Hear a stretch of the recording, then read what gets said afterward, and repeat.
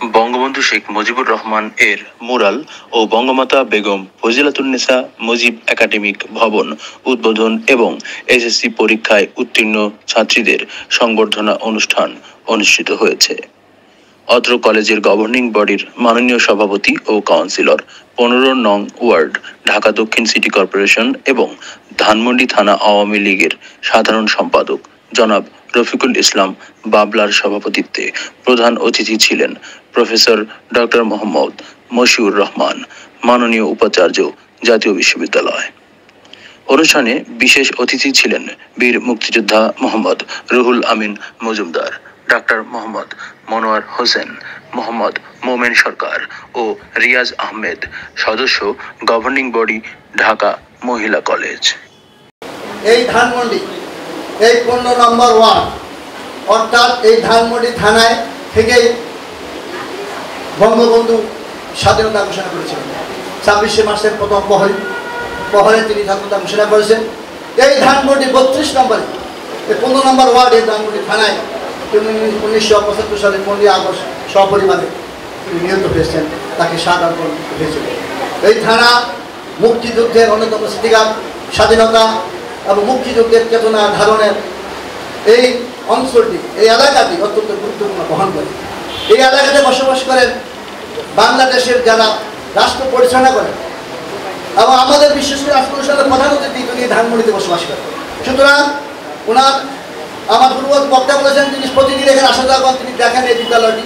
সুতরাং তার দৃষ্টি এখানে আরও কঠোরভাবে, আরও সুদীর্ঘভাবে এখানে প্রতিফলিত হবে এবং তিনি আমাদের এই শিক্ষা প্রতিষ্ঠানকে, যেহেতু বঙ্গবন্ধু এলাকায় ধানমন্ডি এলাকায় একটি আবাসিক এলাকায় একটি মেয়েদের নারী শিক্ষার উন্নয়নের প্রসার ঘটার ব্যাপারে আমাদের মাননীয় প্রধানমন্ত্রী যে অঙ্গীকার বারবার ব্যক্ত করেছেন, এই আমাদের সম্প্রদায়ের অর্ধেক হল নারী, সেই নারীকে যদি উন্নয়নে আমরা শিক্ষা দিকে যদি আজকে লেখবান করতে না পারি, ইতিমধ্যেই আমরা দেখেছি রাজধানী সবচেয়ে বেশি মেয়েরা এগিয়ে আছে এবং প্রশাসনের ক্ষেত্রে মেয়েরা এগিয়ে আছে। সুতরাং মেয়েরা অত্যন্ত গুরুত্বপূর্ণ ভূমিকা রেখেছে। মাননীয় প্রধানমন্ত্রী আজকে 15 বছরের 15.5 বছরের নেতৃত্বে আজকে সেটা ফসল আমরা পাচ্ছি। আজকে মুক্তিযুদ্ধের চেতনা, বঙ্গবন্ধুর আদর্শ এবং স্বাধীনতা এবং অসাম্প্রদায়িক বাংলাদেশ। 1975-এর 15ই আগস্ট বঙ্গবন্ধুর পরিবার সহ এই ধানমন্ডির মাটিতেই 32 নম্বরে নৃশংসভাবে হত্যা করা হয়েছিল। হায়নার দল হত্যা করেছিল আমাদের শেখ রাসেলকে। তো আমি মাননীয় প্রধানমন্ত্রীর সাথে কথা বলেছি। তো ধানমন্ডিতে আসলে আজকে বেগম বঙ্গমাতা বেগম ফজিলাতুন্নেসা মুজিবের যে কমপ্লেক্স আজকে উদ্বোধন করতে যাচ্ছি। ধানমন্ডিবাসী অনেক খুশি, আনন্দিত, আশেপাশের থানাগুলোকেও অনেক খুশি, আনন্দিত এবং বিভিন্ন শিক্ষা প্রতিষ্ঠানের লোকজন তারা বলেছে যে না, এটা ভালো একটা কাজ হয়েছে। এবং আমাদের এই কর্মমন্ত্রী শিক্ষার্থীরা যারা রয়েছে তারা এখানে আমাদের মেয়েদের, আসলে ধানমন্ডিতে মেয়েদের কলেজ বলতে একটা কলেজই ধানমন্ডি মহিলা কলেজ। এখানে ভালো রেজাল্ট, ভালো, আমাদের টিচাররাও অনেক ভালো। তারা, আমি যখন চেয়ারম্যান হিসাবে এখানে এসেছি তখন দেখলাম একটা জিনিসই দিয়ে আমাদের এই টিচাররা এত সুন্দরভাবে মেয়েদেরকে বিভিন্নভাবে তারা যেভাবে শিক্ষাক্ষেত্রে তাদের যে অবদান এবং তারা যে অক্লান্ত পরিশ্রম করে এই কলেজটাকে অনেক চেষ্টা করছেন তারা যাতে ভালো রেজাল্ট হয়, ভালোভাবে তারা শিক্ষাটা পায়। তো কিছু কিছু ক্ষেত্রে দেখা গেল যে আমাদের জাতীয় বিশ্ববিদ্যালয়ের আমাদের ভিসি মহোদয়ের কাছে অনেকবার আমরা বলেছি এবং সে আমাদের কথাগুলো সমস্তগুলো লিখেছে এবং সে আশ্বস্ত করেছে যে এই কলেজের যে কোনো সমস্যা, যে কোনো ব্যাপারে আমি দেখব। এই কারণে আমি তাকে ধন্যবাদ জানাই যে সে এখানে এসছেন এবং আমাদের কিছু দাবি দেওয়া আছে সেই ব্যাপারে সে বলবেন। এবং আমি মনে করি যে উনি বরিশালের কৃতি সন্তান, একটা ভালো মানুষ। ডক্টর মশিউর রহমান সাহেব আপা যে বলে গেলেন, উনি একজন বীর মুক্তিযোদ্ধার সন্তান, আমাদেরই ভাই, আমাদেরই বন্ধু। ওনার অনেক অবদান, মাননীয় প্রধানমন্ত্রীর খুবই আস্থাভাজন। হ্যাঁ, মাননীয় প্রধানমন্ত্রী আমাকে যেমন ভালোবাসে ওনাকে যথেষ্ট ভালোবাসে। সুতরাং এখানে আমি মনে করি যে বঙ্গমাতা বেগম ফজিলাতুন্নেসা মুজিবের নামে যে একাডেমিক ভবন উদ্বোধন হলো, এটার প্রধান উপদেষ্টা হলো আমাদের ডক্টর মশিউর রহমান সাহেব। উনি রিটায়ারমেন্টের পর এখানে আসবেন এবং সবসময়ের জন্য উনি এই কলেজের খোঁজখবর নেবেন। কারণ ধানমন্ডি একটি স্বাগতিক এলাকা, থানা, স্বাগতিক থানা, গোপালগঞ্জ এক থানা, ধানমন্ডি থানা। এখানে মাননীয় প্রধানমন্ত্রী এবং আমাদের বঙ্গমাতার নামে এখানে কোনো কিছু হয়নি।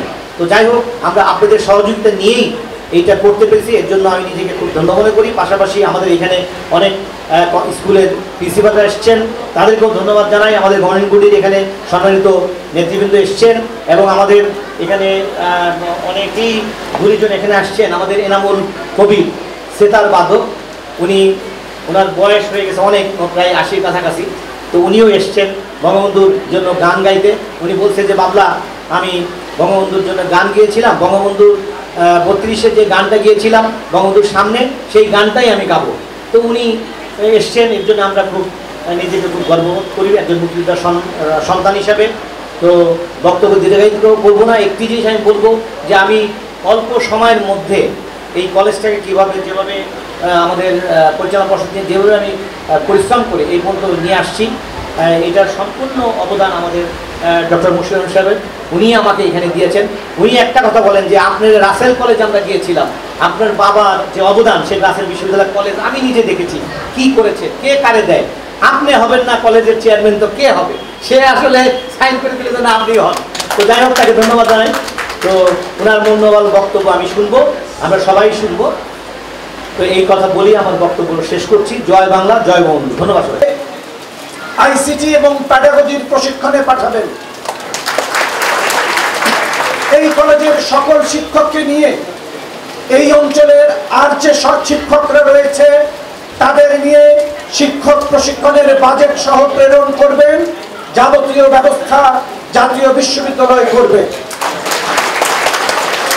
মেন্টাল হেলথের জন্য এখানে আমরা প্রশিক্ষণের টিম পাঠাবো, কিন্তু অধ্যক্ষ মহোদয়কে এর জন্য বাজেট সহ আমাদের কাছে একটি আবেদন পাঠাতে হবে। যদি ইতিমধ্যে কলেজ থেকে 5 জন দরিদ্র শিক্ষার্থীর নাম যে না থাকে, তাহলে অনতিবিলম্বে 5 জন শিক্ষার্থীর নাম প্রেরণ করবেন যারা আমাদের থেকে বছরে এককালীন বৃত্তি পাবে।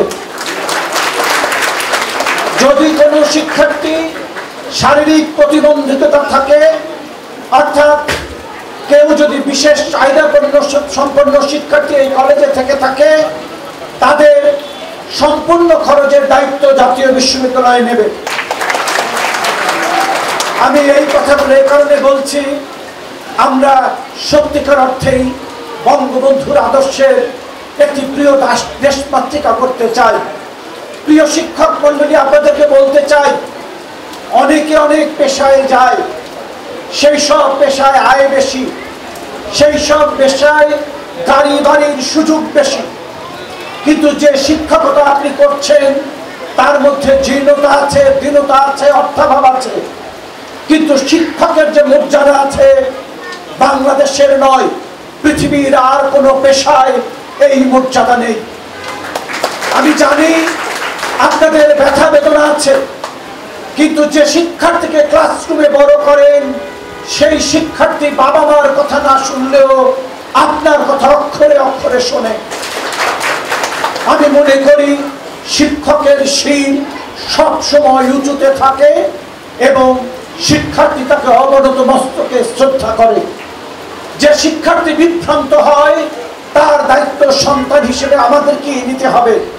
সুতরাং আসুন এই প্রিয় দেশমাতৃকাকে নিজেদের মতো করে গড়তে, এই প্রিয় মাতৃভূমিকে আমরা যেমন করে এই সূচনা লগ্নে আমার সোনার বাংলা আমি তোমায় ভালোবাসি এই গানে গানে জাতীয় সঙ্গীতকে ধারণ করেছি, আমি আপনাদেরকে অনুরোধ করব শত প্রতিবন্ধকতার মধ্যেও শিক্ষার আলো জ্বালিয়ে এই প্রতিষ্ঠানকে আলোকিত করে এসো, আমরা আমাদের নতুন প্রজন্মকে গড়ে তুলি, যাতে করে আগামীতে বাংলাদেশ পৃথিবীতে একটি মডেল হয়।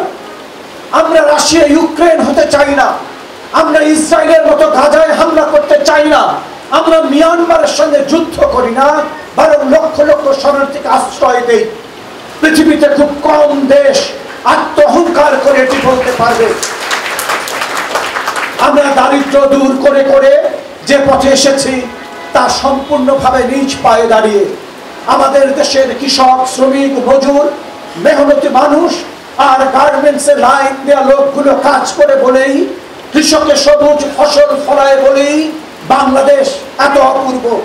আসুন এই দেশটিকে আরো সুন্দর করে গড়ে তুলি। মনে রাখবেন, আমরা যারা এখানে আছি তারা সেই পিতা কৃষকের তুলনায় প্রিভিলেজড। মনে রাখবেন যে নাগরিক আজকে গার্মেন্টসে কাজ করে, তার অধিকার আছে আমার মতো জীবন পাওয়ার, তার চাইতে আমরা প্রিভিলেজড। সুতরাং আমাদের দায়িত্ব সমতার সমাজ সৃষ্টির জন্য জ্ঞানের আলো বিতরণ করে আগামীতে সমতা ভিত্তিক এক আধুনিক অপূর্ব বাংলাদেশ গড়ে তুলি। সেটাই ছিল পিতা মুজিবের স্বপ্ন। একই সঙ্গে সততা, নিষ্ঠার উৎকর্ষতায় দুর্নীতিবাজ, অসৎ, অসাধু মানুষ নিপাত যাক, সেটাও কামনা করি।